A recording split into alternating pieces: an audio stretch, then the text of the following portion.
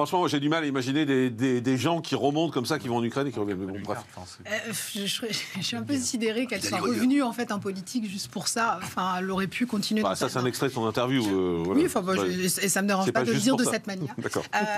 Non, mais enfin, l'école n'était pas brillante, mais visiblement son retour non plus. En fait, ce qui me gêne terriblement, c'est cette fixette en fait à l'égard du Maghreb ou de ce qui peut ressembler de près ou de loin un arabe ou un noir. Enfin, même en temps de guerre, on arrive en fait à ressortir le plus mauvais de ce qu'il y a en fait sur cette planète. Je trouve ça fou qu'on arrive en fait encore à vouloir trier des gens qui fuient une situation, mais qui est juste horrible. Il faut peut-être bien vérifier que c'est des réfugiés ukrainiens. Non, mais, si c'est ça ce qu'elle veut dire. Excusez-moi. Tu imagines 2 secondes. On se tutoie maintenant, si vous voulez.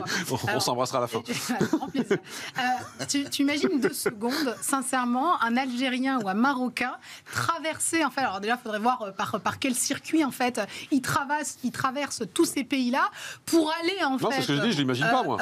Esquiver les bombes pour pouvoir profiter d'un couloir humanitaire qu'on a peine, en fait, à mettre en place, hein, d'ailleurs, pour arriver, au final, gare de l'Est. J'ai du mal à y croire, c'est ce que je disais, exactement. C'est tout bonnement ridicule. Et on a eu, d'ailleurs, même M. Ménard qui est revenu sur ses propos et sur sa manière, en fait, d'avoir cette vision à l'égard des réfugiés. D'ailleurs, réfugiés qu'il appelait migrants à l'époque. Parce que même au niveau du verbatim, on arrive, en fait, à vouloir trier en fonction des pays de provenance. Et c'est particulièrement choquant, en fait, d'expliquer que lorsqu'on est syrien, on devrait continuer à combattre, en fait, en Syrie et à ne pas fuir, alors que Bachar el-Assad envoyait quand même des bombes sur son propre peuple. Et on a osé, en France, et de nombreux polémistes et de nombreux hommes politiques ont expliqué, en fait, que ces Syriens n'étaient pas courageux. Donc, moi, je me félicite qu'on accueille des Ukrainiens. J'aimerais qu'on ait exactement le même humanisme, en fait, à travers de ceux qui souffrent, peu importe leur origine. Un mot rapide, Othman, là-dessus.